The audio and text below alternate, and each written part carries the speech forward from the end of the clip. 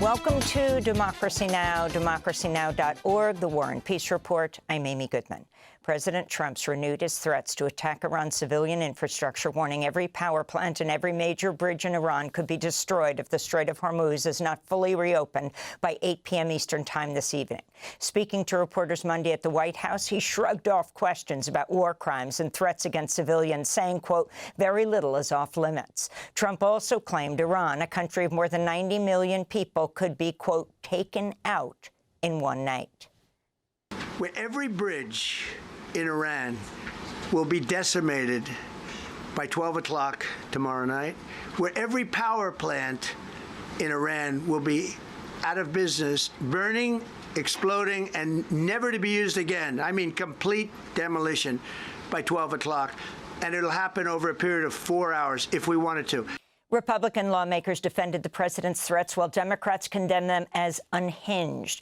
Arizona Congresswoman Yasmin Ansari, who is Iranian-American, called on Vice President J.D. Vance and Trump's cabinet to invoke the 25th Amendment to remove Trump from office. She also announced she'll introduce articles of impeachment against Defense Secretary Pete Hegseth, citing as, quote, reckless endangerment of U.S. service members and repeated war crimes, unquote. In Iran, state media reports U.S.-Israeli attacks targeted at least a dozen cities on Monday, killing at least 34 people, including 6 children. Among the targets was the Sharif University of Technology in Tehran, which was badly damaged by airstrikes. The university has been called the MIT of the Middle East. It's among at least 30 universities struck by the U.S. and Israel, according to Iran's Ministry of Science and Technology. Meanwhile, Iran missiles and drones continue to target U.S. military bases and other infrastructure in the Gulf countries. In Kuwait, CBS News reports 15 U.S. service members were injured in an Iranian drone attack on the Ali al-Salam air base. In Saudi Arabia, officials temporarily closed the King Fahd Causeway, the only bridge to the island nation of Bahrain. It's one of 8 major bridges Iran's threatened to blow up if the U.S.-Israeli coalition escalates its attacks. Bahrain is home to the headquarters of the U.S. Navy's 5th Fleet, but the Pentagon has largely evacuated its naval base there after it came under persistent fire from Iran. On Monday, Iranian officials rejected a U.S. proposal for a 45-day ceasefire, saying it'll only negotiate a permanent end to the war with guarantees it won't be attacked again.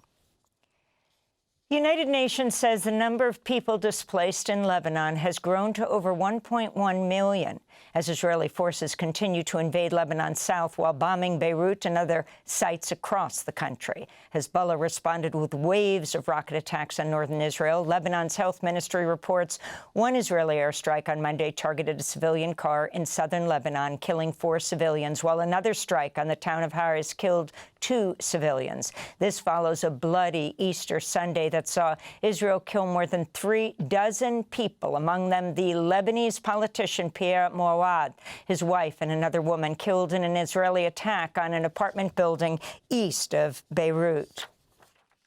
Mouawad was an official in the Lebanese forces, a longtime adversary of Hezbollah. In the Gaza Strip, Israeli strikes killed at least 10 people and wounded several others Monday at a school housing displaced Palestinians in the Maghazi refugee camp. In a separate attack, an Israeli strike on Gaza City killed a Palestinian man on a bicycle and wounded a child who just collected food from a soup kitchen. This is an eyewitness to the drone strike. A youth on a bicycle, a young man in his 20s. He was on the bike and 2 drones fell. God protected the people that were getting food. Innocent people. They are all innocent. The man on the bike is a civilian youth. We were surprised. 2 drones tore him apart. Meanwhile, the World Health Organization said Monday it's suspending evacuations from Gaza after a WHO contract worker was killed. The Palestinian Health Ministry condemned the attack, saying Israel continues to directly target health and humanitarian workers. The ministry reports 1,700 healthcare workers have been killed in Gaza since October 2023.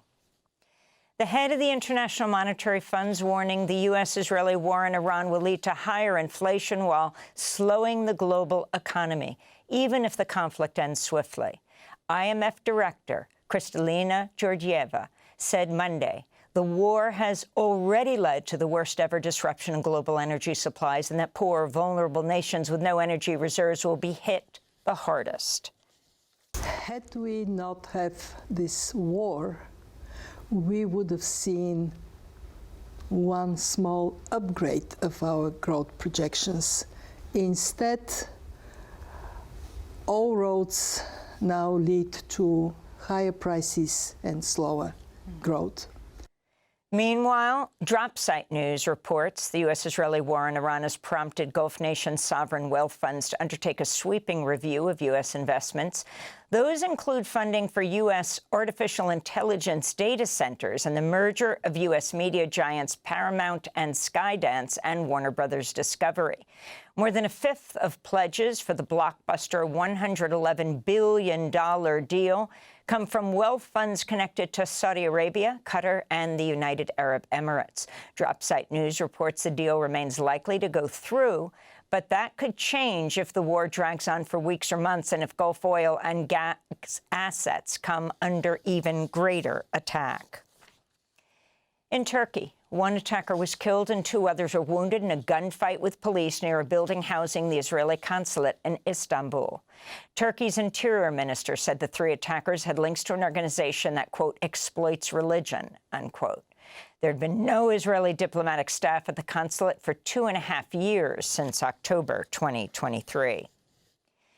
The Trump administration's terminated civil rights settlements that previous administrations reached with 5 school districts and a college to protect transgender students, a move unprecedented in U.S. history.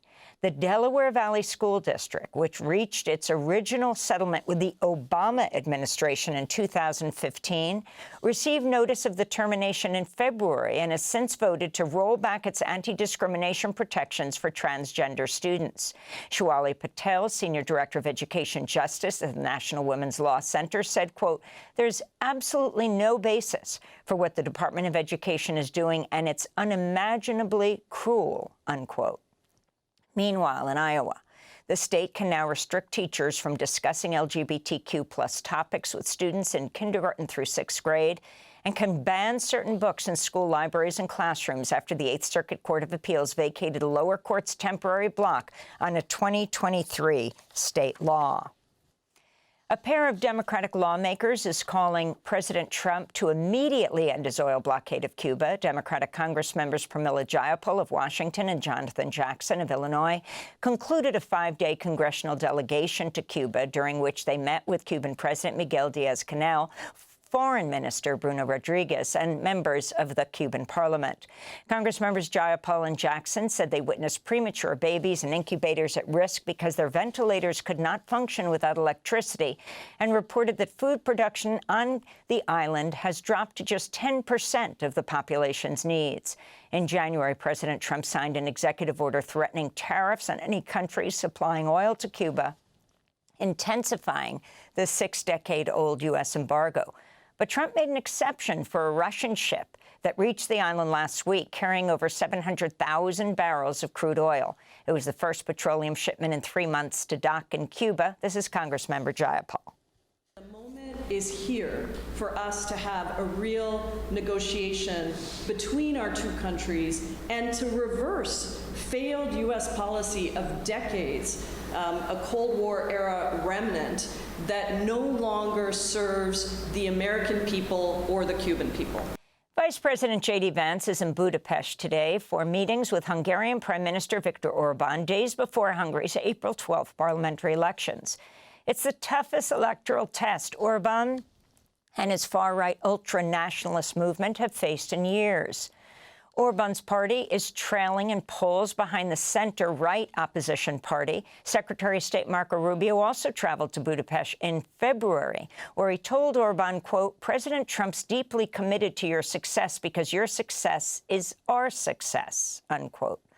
Over the weekend, Orban convened an emergency National Defense Council meeting after Serbian authorities said 2 backpacks containing U.S.-made plastic explosives were discovered near the Turk Stream pipeline in northern Serbia, which transports Russian gas to Hungary.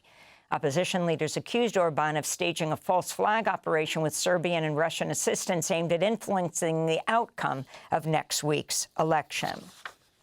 And the U.S. Supreme Court has cleared the way for the Justice Department to dismiss the criminal case against Steve Bannon, President Trump's former chief White House strategist. The justices set aside a lower court decision that held Bannon's conviction on 2 counts of contempt of Congress, paving the way for the district court to dismiss the case. Bannon was convicted after he refused to comply with a subpoena from the House Select Committee investigating the January 6 attack on the Capitol, which required him to provide documents and testimony. He served 4 months in prison. And those are some of the headlines. This is Democracy Now!, democracynow.org, The War and Peace Report. I'm Amy Goodman in New York, joined by Democracy Now!'s Juan Gonzalez in Chicago.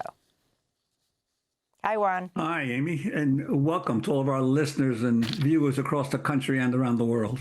Thanks for watching Democracy Now! On YouTube. Subscribe to the channel and turn on notifications to make sure you never miss a video.